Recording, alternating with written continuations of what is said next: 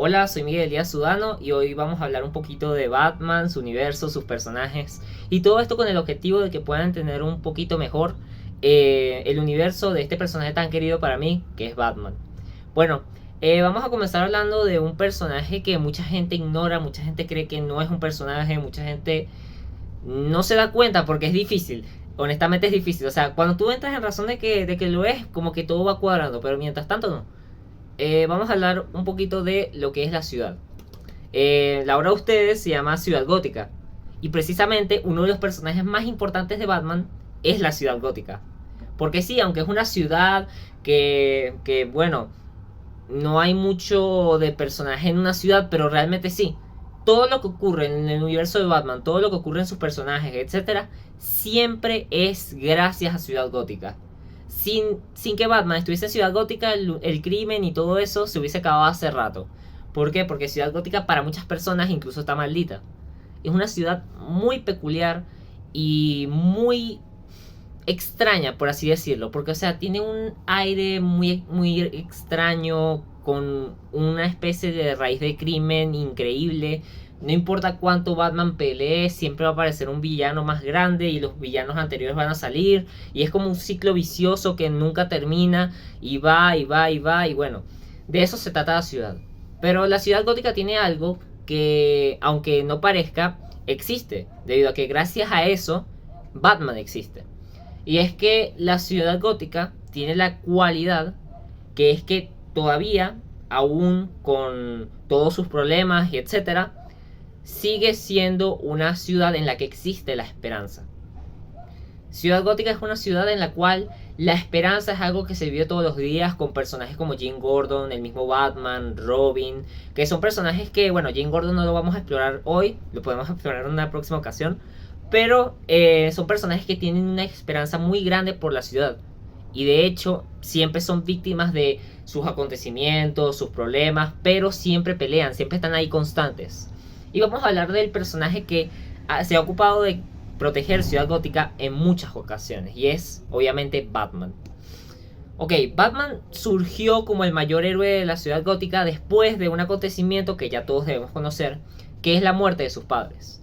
Bruce Wayne cuando tenía 7 añitos, bueno, Brunos Díaz, depende de la traducción latina, bueno. Ajá, cuando tenía 7 añitos, un día salió del Teatro Monarch después de ver la película de La Máscara del Zorro. Y bueno, un criminal le metió 2 tiros a su papá y a su mamá. ¿Por qué? Porque los quería robar. A la mamá le quería quitar el collar y bueno, eso ya se sabe. Desde ese momento Bruce literalmente entra en algo que vamos a explorar en todos los personajes, porque todos los personajes lo tienen, y es el tema de la oscuridad. La oscuridad en los personajes es algo, un evento, un acontecimiento, algo que les marcó la vida y que siempre va a estar ahí molestándolos, pero que ellos de diferentes maneras lo utilizan para ser los personajes que son actualmente. En el caso de Batman, Batman utiliza su oscuridad para convertirse en el héroe de Ciudad Gótica. Se convierte básicamente en ese rayo de esperanza, en ese personaje que es oscuro, porque Batman es sumamente oscuro, pero oscuro para los criminales, porque o sea, si tú como un habitante de Ciudad Gótica ves a Batman te vas a asustar. Pero si tú eres un criminal de Ciudad Gótica te vas a asustar el triple. Porque si tú eres un ciudadano te puedes asustar, pero sabes que te va a salvar. Porque sabes que es el bueno de la historia, porque sabes que está ahí peleando siempre, porque en adaptaciones más recientes lleva más de 20 años protegiendo la ciudad. Es un personaje que siempre ha estado ahí y que su símbolo ya no representa tanto el miedo, sino que representa un poquito más de paz.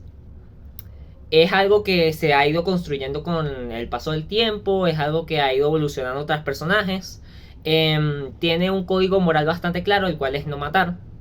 El código de Batman de no matar, mucha gente puede decir, hey, pero si en Batman del 89, en Batman del 92, que literalmente quema una persona, y en muchas películas de Batman, Batman mata, y yo les voy a responder que depende de la adaptación. Estamos hablando del Batman clásico, el Batman de los cómics, el Batman que ven en las series, en las películas animadas, que tienen como esa onda en la cual no mata. Batman para mí no mata. ¿Por qué? Porque él se rige por una línea filosófica, la cual explica que si tú estás en contra de algo no puedes hacerlo tú. Eso es como que, no sé, a mí no me gusta que la gente coma rosquilla y yo me voy a comer una rosquilla. O sea, no tiene sentido. O sea, Sé que es un poco raro explicarlo así, pero técnicamente es así. Y eso es una clara representación de cómo es este personaje. O sea, Batman es un personaje que gracias a ese código no se ha vuelto loco. Porque la oscuridad es algo muy difícil de controlar. De hecho, vamos a ver varios personajes que han perdido el control en esa oscuridad. Ya podemos hablar del Acertijo, de Poison Ivy y de muchos personajes, muchos villanos de Batman surgen a través de que la oscuridad no saben cómo manejarla. Batman tiene casi 85 años de existencia y ha sufrido por varios cambios. Evidentemente, el Batman del 39 no es el mismo que el Batman del 2024, pero siempre se ha mantenido esta línea. Y bueno, para cerrar con Batman, podemos decir que Batman tiene varios elementos en común. Tiene a su mayordomo Alfred, que Alfred es de los mejores personajes de los cómics, y eso nadie me lo puede negar. Alfred es Jesucristo encarnado. También tiene elementos como el Batimóvil, etcétera, que son gadgets que, bueno, te recuerdan que Batman es millonario, evidentemente, pero que también hacen como toda esta aura de que, o sea, es una especie de ser mítico, pero que a su vez tiene un carro 2047 en el 2024 o incluso años antes, porque las historias de Batman siempre se ubican un poquito de años antes. Pero bueno, vamos a pasar de hablar de Batman para hablar de otro personaje que es muy interesante y que es casi tan viejo como Batman, y es Robin. Robin para mucha gente se convirtió en una burla, en un personajito bobo que siempre se burlan de él, sobre todo por su adaptación en los 60, que de hecho la serie de los 60 no tiene nada de qué burlarse, es una serie bastante seria. O sea, no seria en el sentido de que no dé risa, sino que los personajes son serios, pero es comedia, es muy interesante.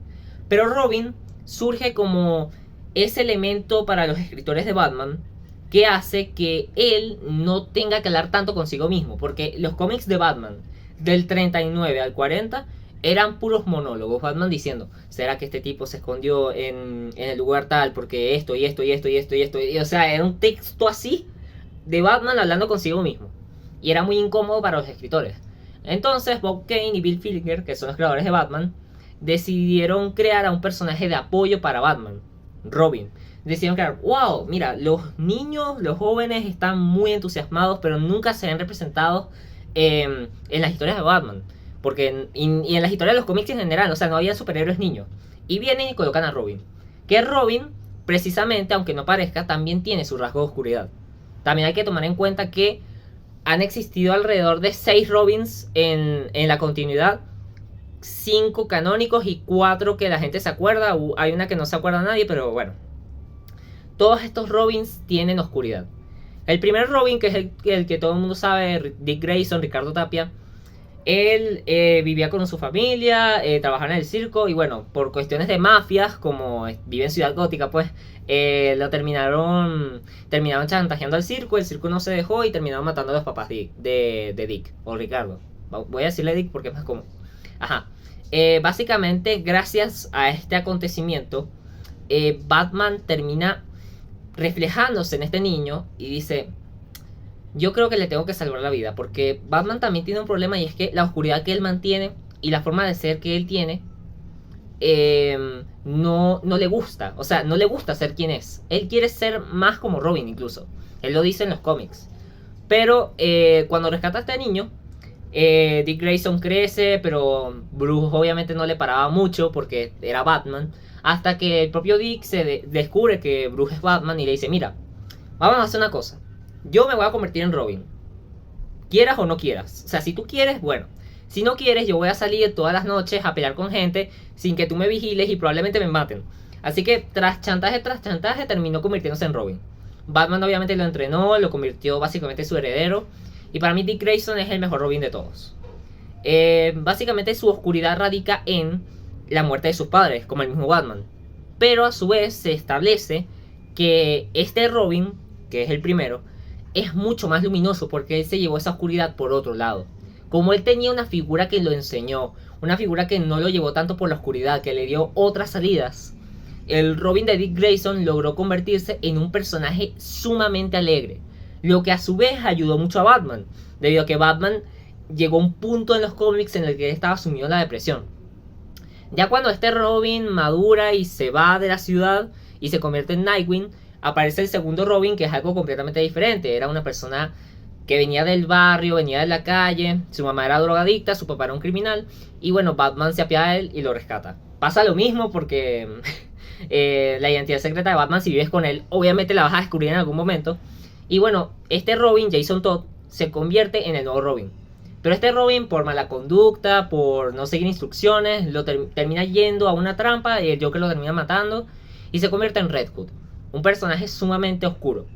Más oscuro que Batman incluso, pero todavía tiene esa oscuridad que es la vida turbia que llevó y la convirtió básicamente en su fuerza. Y lo mismo pasa con el tercer Robin, que es el que menos tragedias ha tenido, pero que le mataron a los papás también. Eso fue ya cuando era Robin. Era incluso más impactante. Y bueno, el Robin de Damian, que es el hijo de Batman, el hijo biológico. No pregunten cómo nació. Bueno, básicamente una asesina terminó drogando a Batman y terminó agarrando su material genético para tener un hijo de él, para que heredara su riqueza y su fuerza. Al final, evidentemente salió bien, pero este niñito se parece mucho más a Batman de lo que debería.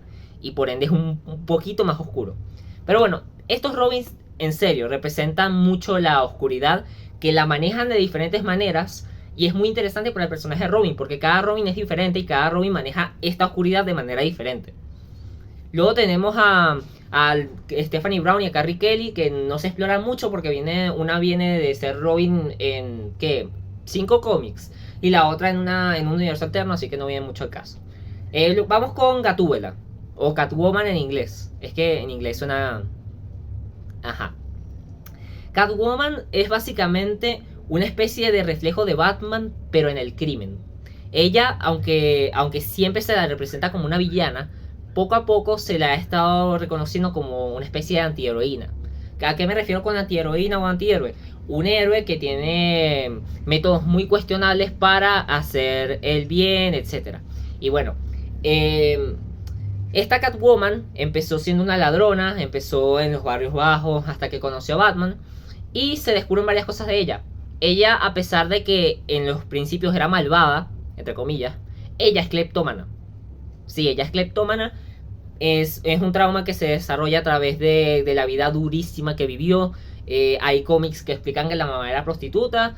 Hay cómics que explican que ella vivió en la calle, era huérfana. Muchas explicaciones del origen de Gatúbela, pero al final terminamos en lo mismo. Ella se termina convirtiendo en una criminal adicta a robar. Ya cuando conoce a Batman, más o menos como que se van entrelazando, ella se va enamorando un poco de él. Es el vínculo amoroso más grande que ha tenido Batman, históricamente hablando. Pero Catwoman siempre ha sido muy extraña, porque o sea, ella tiene esa oscuridad cargada, pero ella siempre trata como de repelerla, pero al final no lo logra y al final termina recayendo. Es como una especie de adicto al mal, pero que siempre va a mantener el mal como una opción, pero a la vez no. Es muy extraño el personaje de Catwoman, pero a la vez es muy interesante por eso mismo. Porque, o sea, para los escritores de Batman, usar a Catwoman como heroína o como villana es una opción viable. Incluso en las historias se puede ir cambiando. Es un personaje sumamente interesante por esto, debido a que su oscuridad pasa grados. A veces la usa para el mal, a veces la usa para el bien, porque como vivió en un ambiente tan extraño, tan hostil, pero a la vez no se corrompió tanto, ella siempre como viaja. Y bueno, es un personaje también sumamente interesante por esto. Ahora vamos con Acertijo, que Acertijo es mi villano favorito de Batman, lo tengo que admitir. Perdón otros villanos de Batman, pero sí. El Acertijo es el villano más inteligente de Batman y esto no me lo puede debatir nadie. ¿Qué pasa? Este tipo, hay muchas historias de él, hay gente que dice que tiene un origen de que vivió en un orfanato, como en la última película. Hay gente que explica que vivió con un padre abusivo, hay gente que explica muchas cosas del Acertijo, pero el Acertijo siempre termina en lo mismo. Su oscuridad, su pasado, se termina convirtiendo en el ego que él tiene. ¿Por qué? Porque el Acertijo no es que esté traumado a nivel de que, uy, estoy triste, o a nivel de, uy, voy a usar mi tristeza o mi dolor para convertirlo en algo bueno o malo. Sí, él siempre se inclina por el mal, pero es que el Acertijo tiene algo muy interesante y es que él quiere demostrar que es más inteligente que los demás. O sea, el Acertijo siempre, en todas las historias de Batman, trata de demostrar que Batman es más tonto que él. Y siempre le planta acertijos, siempre le planta cosas, siempre le planta O sea, es muy impresionante porque los crímenes de Acertijo son tan perfectos que nadie los pudiese descubrir, de no ser porque sus acertijos conducen a Batman a llegar a él. Porque es una especie de juego macabro que tiene él con Batman. O sea, él trata de demostrar siempre que Batman no lo puede superar, pero Batman también es un personaje muy inteligente y siempre lo termina descubriendo. Lo que hace que sea una batalla intelectual muy larga, porque el Acertijo empieza haciendo su juego, Batman lo descubre, lo detiene, el Acertijo se molesta, vuelve a empezar y así. Y no es que Batman sea más inteligente que el Acertijo o el Acertijo sea más inteligente que Batman. Es que ambos son como una especie de reverso. Y el Acertijo es mucho más arrogante de lo que sería Batman, porque lo único que le interesa y por lo único que se siente superior a los demás es porque es brillante. Es porque planta acertijos, es porque el tipo es un maniático que simplemente quiere demostrar que es más brillante que los demás. Y eso lo hace un personaje también muy peligroso. Luego tenemos a Batichica, Batgirl, in English. Y bueno, Batichica, Batgirl es un caso realmente curioso porque ella no tuvo ninguna tragedia previa. O sea, ella antes de ser Batichica no le pasó nada. O sea, ella vivió en un hogar estadounidense con un papá comisionado de policía, con una mamá que en algunos cómics dicen que está loquita, pero en la continuidad oficial no, o no está tan loquita o no está loca como para malcriar a su hija o tratarla mal o dejarle trauma. O sea, el contexto familiar de Batichica no la guía a ser una heroína. De hecho, ser una heroína es lo que le lleva a su oscuridad. Ella básicamente sufre de diferentes pérdidas después de que se convierte en Batichica. ¿Pero por qué lo hace? Por un acto de rebeldía. Porque ella un día le dijo a su papá, mira, me quiero unir a el DPSG, que es el Departamento de Policía de Ciudad Gótica. Y el papá, que es el comisionado Gordon, le dijo, no.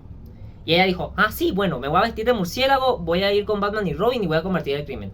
Y bueno, cuando Batman y Robin la vieron, le dijeron, niña, vete a tu casa. Y ella dijo, no me voy a ir a mi casa.